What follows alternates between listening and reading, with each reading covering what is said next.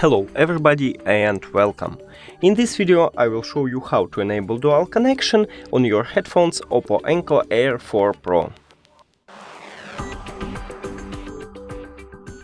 You have to start by open application on your first device, then scroll down and click on dual connection. Now click here again, and after that go to settings in your second device, then to connected devices, pair new device, then press and hold connectional button until you can see that letter it start flashing white.